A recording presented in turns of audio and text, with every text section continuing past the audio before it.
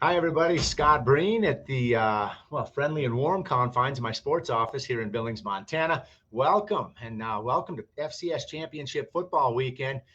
Unless you've been under a rock for the last 3 weeks, you know Montana State is all set to face North Dakota State down in Frisco, Texas, for the FCS National Football Championship.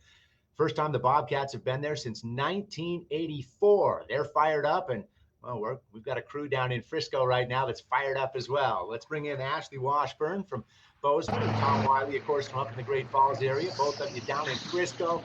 And I don't even want to hear you complain about the cold because according to my phone, the weather in Billings right now with snow is 4 degrees. Feels like 4-degree temperatures as well. So you guys want to compare and contrast off the top here? Yeah, I think Ashley and I both assume that if you get outside of Montana, you go down to Texas, it's going to be nice and balmy, but the wind chill and the humidity up here makes it a little bone-chilling cold, so it's been a little bit chillier than we might have anticipated, but, who does that favor? A team that plays outdoors or a team that plays inside the dome? I got a feeling that Montana State is especially just playing inside of December or January. We're in January. It's 2022 already. Can you believe that? Flying by, Tom. Time flies, right? Tom, you're so bone chilled down there. You didn't bring enough gear to keep that warm. Being a Montana kid, I thought you'd be down there in a tank top. I absolutely would have been. I'm glad I brought this coat. I have about 3 or 4 layers here, but no, we're excited. Looks like game day forecast is going to be delightful, though. I think it's about a high of 60. So yeah, regardless of what it's like right now, it's going to be a fun, warm, nice atmosphere on Saturday. Well, let's invite anybody watching to let us know where you'll be watching the game from. Somewhere here in Montana, big town, small town, maybe Colorado, Fort Myers, Florida, China, Guam, wherever. Let us know. Send us a message. Let us know where you'll be watching from. And Ashley, as we talk about the weather, possibility of rain down there on that grass, and it is grass. It's not sprint turf, correct? Well, I'm glad that you brought that up. I did talk to the groundskeeper today, and he was talking about the way that the grass is elevated. There's no worries if it rains. It should be drained off by the time kickoff, but they're not expecting that much rain, thankfully, just a couple of droplets. So, I think we can deal with it a little bit, but by kickoff, it should be good to go. All right, well, let's talk about some of the fun storylines you guys are following down there. Tom, you're headed over tomorrow morning to the Bobcat charters that have flown down there. A lot of them staying at the same hotel, so you're going to go check to see how many Bloody Marys deep they are around 7 or 8 o'clock tomorrow morning. Yeah, from my understanding, there were 4 charters that left today. I think 3 from Bozeman, maybe 1 from Great Falls. There might have been a couple others I missed, but I know that at least 4 of those charters are staying at a hotel right by the airport. And I also have heard a number of reports of some travel delays, canceled flights. Those are on the commercial ones. Haven't heard anything about the charters getting delayed, but I know, it's been a headache for much of the country these past couple of weeks, travel delays and cancellations, and I know that's affecting Montana. And so fingers crossed that if you have tickets and you want to come down to the FCS National Championship game, you're able to get here by car, by boat, however you can, just get here. Montana people will roll through, that's for sure. Again, Scott Breen along with Tom Wiley and Ashley Washburn, those two down in Frisco, Texas, for the FCS National Championship football game on Saturday. That's a 10 o'clock Mountain Time kickoff between the Bobcats and North Dakota State. Again, we invite you to tell us where you'll be watching from. Please send us a message and let us know where in the world you guys will be on game day. Ashley, how about Troy Anderson? Is this guy going to win the Buck Buchanan Award? He's won a couple this year already, so you would think he's got to complete the trifecta tomorrow. I mean, when you look at his stats and just look at what he's done in his career, I mean, the kid has done it all. Played running back, quarterback, inside linebacker, outside linebacker. I mean, gosh, we need to have him on the D line. Like, we just need to put him on offensive line. He can kind of do it all. But when you look at the stats and who he's up against, I mean, he's still blowing everyone out of the water. 111 tackles on the season. I mean, the kid's outstanding. I can't wait to see him on Sundays next year. I mean, I just don't see how he doesn't win this tomorrow. Well, yeah, and just a beast. And you said it. He's played offense, defense, quarterback, receiver, running back, you name it. Maybe he ought to be in the running for a couple of offensive awards as well. Tom, let me ask you this. You had the chance to Zoom with a handful of former Bobcat greats talking about what kind of a beast he is. Singletary, now in the NFL. I mean, give us a quick rundown for maybe what's coming up in one of the preview pieces that we've got on some of those former players talking about what the Cats have rolling right now. Yeah, I had a good time talking with some former MSU greats, some of the guys who starred on the field between the '84 championship and this 2001 championship appearance team. And some of the legends like Travis Lulay, many consider him the greatest Bobcat of all time. I mean, I grew up in Bozeman watching him. He was, kind of helped turn the program around. He said his own words that Troy Anderson, when it's all said and done, will be the greatest Bobcat of all time. And it's hard to argue with that. I mean, you look at what he is doing now on defense, setting all these records, getting all these tackles. But then you look, he won a Cat Grizz game as a quarterback just a couple of years ago. It's just absurd what this guy's been able to do. And, Alex Singleton leads the Philadelphia Eagles in tackles right now in the NFL. He just had nothing but gushing things to say about Troy Anderson, says he can't wait for him to get to the league next year. And it's not a matter of if he's going to get drafted, it's just when and where he's going to end up. I mean, he's that talented. I also talked to Dane Fletcher, former defensive great for the Cats, played at Bozeman High. He said scouts are calling him off the hook just asking about Troy Anderson. And, all he can say is he's the most athletic athlete kid to ever put on a Bobcat uniform. And it's really hard to argue that. Well, no question about it. And of course, on the flip side, you've also got touchdown Tommy Malott, all sorts of hype surrounding him. I mean, the kid threw 4 passes leading into the playoffs, and then they throw him into the fire in the starting role at quarterback. And Ashley, talk about the stuff that he's produced in this playoff run. I mean, it kind of leaves you speechless a little bit, right? I mean, that first playoff game, you couldn't really get a true idea of what this kid could do because the weather conditions were so bad.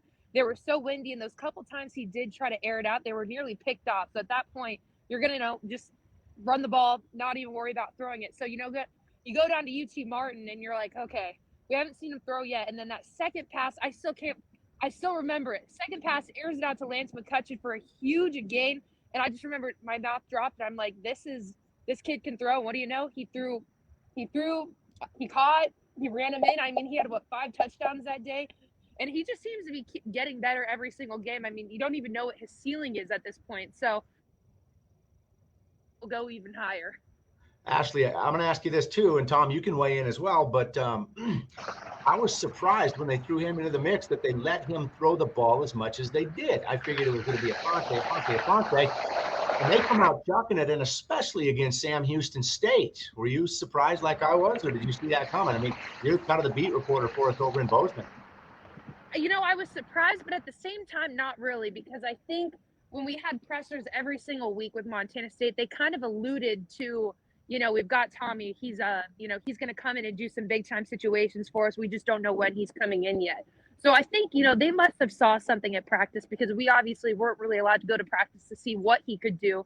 But when the moment was there, the moment wasn't too big for him. And I think he really just stepped up to what his coaches knew he could do. So at that point, after that first game, I don't think I was surprised. He was obviously an athlete in high school, and he just has translated so well to the college level that like I said, the ceiling, you just don't even know where it's at right now. No question about it. And he is fun to watch. The Bobcats are fun to watch as a team right now. And there's a buzz and an energy across this state that we haven't seen for years in Cats or Grizz football. Last Grizz football championship game they played in was a couple decades ago. So how about Brent Vegan, Tom? North Dakota guy, grew up there, high school, college ball at NDSU. Almost comes full circle here with a chance to win another national championship, only on the other sideline this time. Yeah, and I think Ashley can speak to that. She was going through some of the footage of his introductory press conference back in February. And he was talking about, the championship culture that they built at North Dakota State and how he kind of knows the blueprint. And it seems like, maybe they're ahead of schedule. He knew that this team was going to be good. I don't know that anyone knew they were a national championship appearance good, but here we are. And got to give credit to Brent Vegan for some of the coaching decisions he made. First of all, putting Tommy Malott into the starting lineup. That takes a lot of courage, a lot of trust in a freshman quarterback who hasn't started or thrown more than 4 passes all season long. There he is getting his first career start in a playoff game, and here he is leading him to a championship. And just some of the other things, like moving Daniel Hardy from the outside to the inside on the defensive line. I mean, that guy's just a sack machine at this point. So, yeah, Brent Vegan knows what it takes. And if this is a start of what his era is going to be like, I think Cats fans could be over the moon. Jeff Choate, a fantastic coach, definitely recruited a lot of these guys. So there's a lot of credit to be thrown around, but, hats off to what Coach Vegan's done in this year. Well, if you're just joining us, I'm Scott Breen, camped out here in my sports office in Billings at KTVQ. Ashley Where Washburn. it's warmer. Oh, it is warmer. Freshly painted too, right, Scott? Freshly painted, yes. I'm Yeah. still feeling the fumes, all right? Yeah, if I get a little wacky here, don't blame me. Tom Wiley and Ashley Washburn down in Frisco with traveling with the Bobcats. Let's shift gears for just a minute. And Dan Davies, a long-time employee at Montana State there. This is it for him.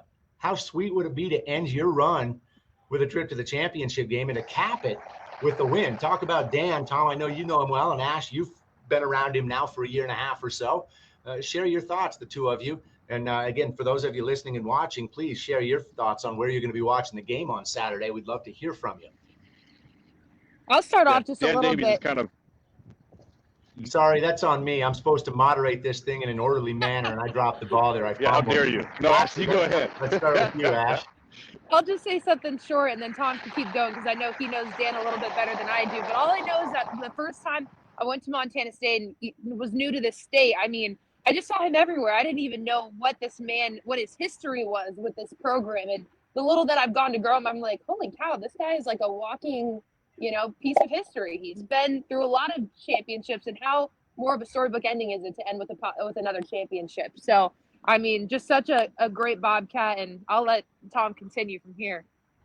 Yeah, Mr. Bobcat. I think a lot of people. Mr. Bobcat, yeah. Yeah, kind of look at him as Mr. Bobcat. If you have a question about Bobcat history, Bobcat present, Bobcat future, he's kind of the guy to go to ask. He'll connect you all over the place. I went to basically kindergarten through high school with his daughter, so I know the family a little bit.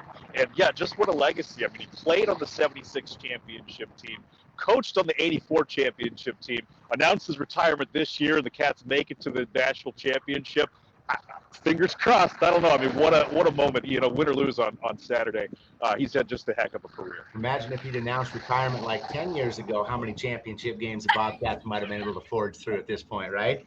All right, just a few more minutes left here. I know you guys are chilled down there, and you put in a couple of long travel days and work days, but let's get to the nuts and bolts of it now. I mean, North Dakota State has the experience. They've won, 8 national championship. They played in like the last 9 of the last 10. Montana State, first time down there. It seems like Frisco's home away from home for NDSU and their fans. Is know-how enough for them to knock off Montana State, or what do you see Montana State posing a problem in what aspect to North Dakota State? Tom, we'll start with you. They've been here. They've all been here. They've built that program. They're a dynasty, as big a dynasty as you can possibly have at the college football level. And yeah, absolutely. I mean, they know what's up, but also at the same time, the Cats, I feel like, have kind of been playing with house money since after that first game against UT Martin. I mean, they were favored to lose they were underdogs against Sam Houston State, knock off the national champions, defending spring national champions.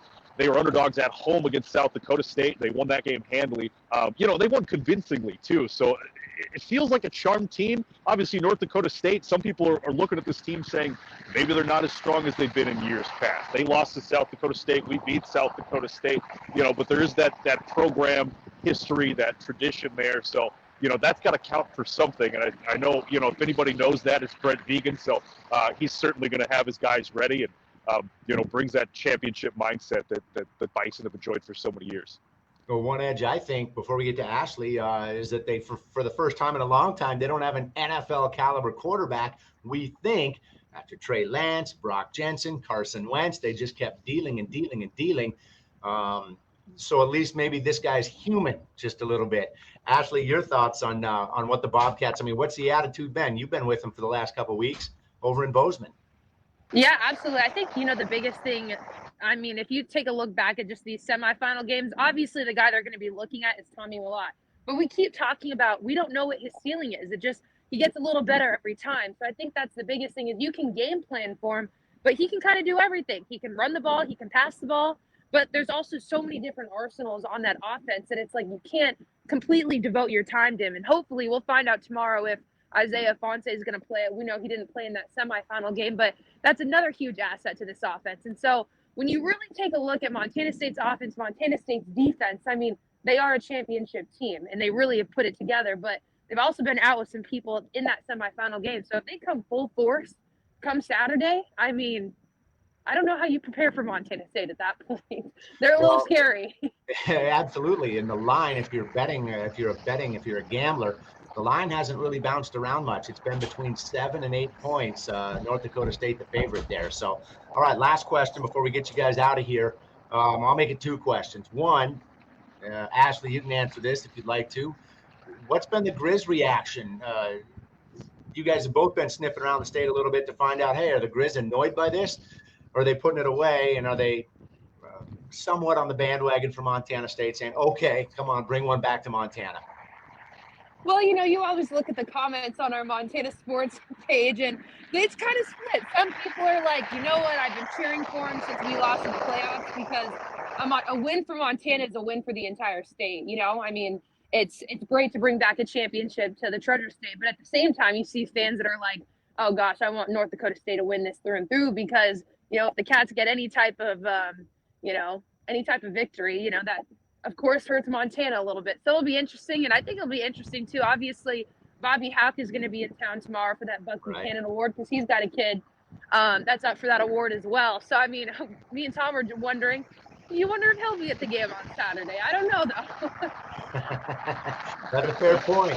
Tommy, we'll get you guys out of here on this question. What do you have coming up? You had a great story today on the Pickerings up in Sunburst. If folks haven't seen it, you can catch it at montanasports.com along with all of our coverage of this FCS prelude to a championship. But Tommy, what do you have coming up over the next day and a half? Quite a bit, actually. Tomorrow's going to be a busy day. There is a press conference with both head coaches, Matt Entz and Brent Vegan. There's also a Bobcat Friday night, kind of a pep rally event that's going to be all kinds of folks there. I know Wada and Cruzado is going to be there. A lot of former players. There's an alumni event. So, all these former legends I've talked to, they've all told me they're coming down to Frisco to watch this football game. And also, Senator Steve Daines is going to be here. We're chatting with him tomorrow. He's a Bobcat fan, Montana State alumni. So, it's kind of a who's who of Bobcat fans and Montana folks down here. Ashley will be at the Buck Buchanan Award ceremony as well. So that's going to be fun having 2 Montana guys represented. We have quite a bit coming up. In addition, just chatting as many fans as we possibly can tomorrow. And then 10 a.m. kickoff. It'll be an early kickoff. You can watch it on ESPN too. So, no shortage of things to see and do down here in Frisco, as long as the weather works out a little.